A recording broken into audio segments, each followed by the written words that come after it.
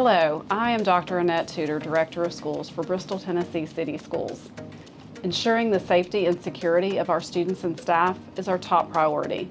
We work closely with Bristol, Tennessee Police Department, Bristol, Tennessee Fire Department, and Sullivan County Emergency Management to prepare our schools for any emergency.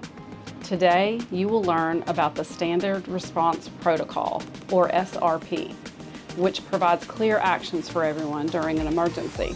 You will see these protocols posted inside every classroom door, in red emergency bags, and also included in substitute teacher folders.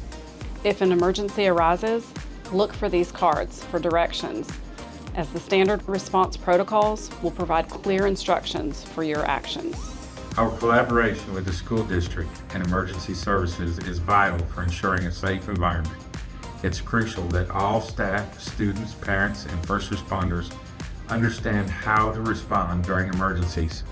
The Standard Response Protocol, which you will learn about today, outlines 5 specific actions. Hold, secure, lock down, evacuate, and shelter. Hello everyone, I'm Aaron Colley. And I'm Officer Storm Rivera with the Bristol, Tennessee Police Department. If an emergency happens at school, everyone, including staff, students, parents, and local law enforcement, need to be on the same page and understand what to do in emergency situations. We're going to talk about Standard Response Protocol. It's about these few simple actions. The first action is hold. Stay in your classroom and clear the hallways. Hold in your room or area, clear the halls. Hold in your room or area, clear the halls. Something's happening in the halls and the school needs to get it sorted out, so we'll stay in our classroom even if the bell rings. Try to get classwork done, but remind your teacher to close and lock the classroom door. Hold is a response used when it is necessary to restrict movement within a school or building. Students are to remain in their classrooms or areas until the hold is lifted. When a school needs to go on a hold, it is because something is happening inside the building that requires the hallways to be clear. Anyone outside will remain outside. Examples could be a large spill that needs to be cleaned up, a fight in the hallway, or a medical emergency. Students will stay in their locked classrooms and continue business as usual. During a hold, students must stay in their classroom even if the bell rings. Once the release statement is made over the intercom, students may be released and continue with their day, possibly on a modified schedule. Won't I be marked tardy for my next class? Not during a hold, and if I'm in the cafeteria or gym or not in a classroom, I might be asked to stay in my area, depending on what's happening. Unlike a lockdown, a hold can be released with a public announcement. All clear, the hold is released. All clear, the hold is released. The second action is secure. Get inside, lock outside doors. Secure, get inside, lock outside doors. Secure, get inside, lock outside doors. Secure is formally known as a soft lockdown. Secure is pretty easy most of the time. Secure is announced when there is a hazard or a threat outside the building. Here's what happens. Get everyone inside, but once inside, everything stays normal. Even class changes stay on schedule except between buildings. Hey guys, we're in a secure. Come on, get inside. This may be due to an emergency or a police activity in the area, an unauthorized person, or a potentially dangerous animal on the grounds. The school building itself serves as a layer of protection. When secure is announced, teachers and staff assigned to exits will check for students immediately outside exits and bring them inside. You are not to leave the building, even if that includes going to classes in other buildings or leaving campus. Hey guys, I know we're in secure, but we still go about our day like normal inside, okay? So just go to wherever you need to go for class. School is happening just like normal on the inside, but no one is allowed in or out of the building. Chill, it's just a secure, no drama here. The secure is over once a release statement is made. What about lockdown?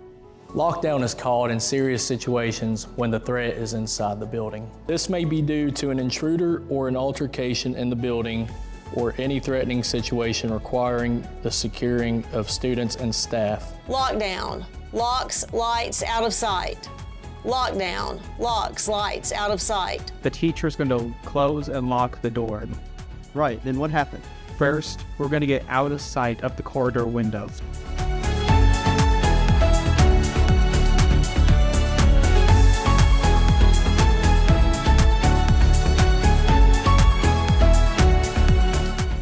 What else are we going to do? Then we're going to get low to the floor, and I'm going to make sure that I can't see out the corridor window. Classroom doors should be locked with the lights off, and students should be out of sight and quiet. Staff should silence cell phones during a lockdown. Student cell phones should remain in their designated location until their teacher deems it is safe to retrieve them. Students immediately outside the classroom shall be brought inside. Turn off all lights, lock the door, and use window coverings if available. Stay quiet and out of sight. Maintaining silence is a priority. Once the door is locked, no one is to enter or leave until responders open your door with a key and escort you out. It is important to remember that the only individuals that can release a lockdown are law enforcement officers or administrators. These individuals will unlock the classroom with a key. What if they say it's police? Open the door. I don't know if it is the police or someone's just trying to pretend to be. So I'm not going to go open the door, and I'm not going to say anything at all.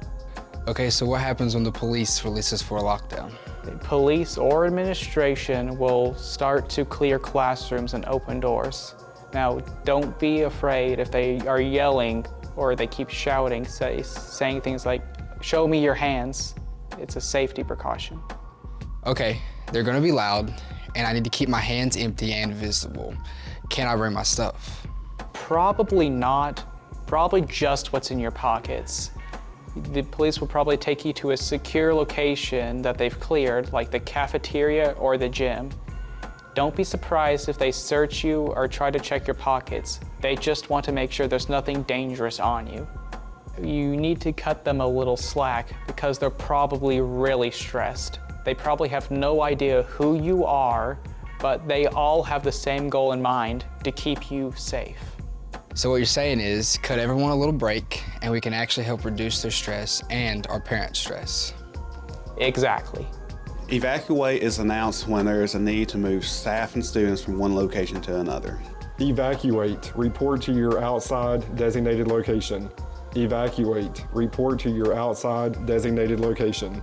The announcement for an evacuation will be followed by a location such as the parking lots or other designated area. When an evacuation is announced, students and staff should quickly and orderly make their way to the evacuation location. So what if the fire alarm goes off? If you hear a fire alarm, pause, look, and listen, prepare to evacuate. If you see a fire, get out. In addition to these emergency responses, we're going to focus on situational awareness when responding to a fire alarm. This method helps us to ensure we're making the safest decisions as you prepare to evacuate. Students should pause, look, and listen, prepare to evacuate, and listen for additional information. Pause. Pause for a moment to assess the situation. Teachers will gather students from hallways and bring students in the closest classroom to line up in their hard corners. If there is smoke or fire visible in your immediate area, it is safe to evacuate to the safest exit. Keep in mind this may not be the closest exit to you.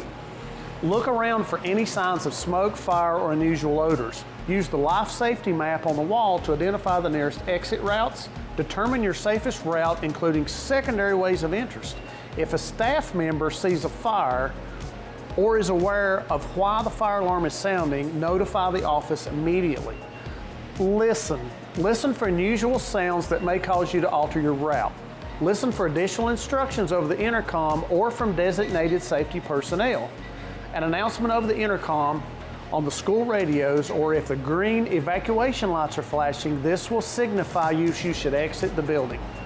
A shelter will be activated in the event of a weather hazard or other hazardous condition. Shelter, tornado, go to hallway in position. Shelter, tornado, go to hallway in position. Shelter, hazmat, seal the room. Shelter, hazmat, seal the room. Shelter, earthquake, drop, cover, and hold. Shelter, earthquake, drop, cover, and hold. Students practice shelter drills throughout the year to get used to what to do if there are situations like a tornado, earthquake, or a gas leak. If a shelter is called, students would use the appropriate safety strategy for the emergency situation that is happening. It is especially important for you to update your contact information with your school, especially if students need to be picked up from a different location or a designated reunification site. Thank you for taking time to learn more about the standard response protocols at BTCS. Please visit our website for more information. And always follow directions of your teachers, adults in the building, and stay safe. Thank you for your attention. Everyone plays a crucial role in ensuring school safety.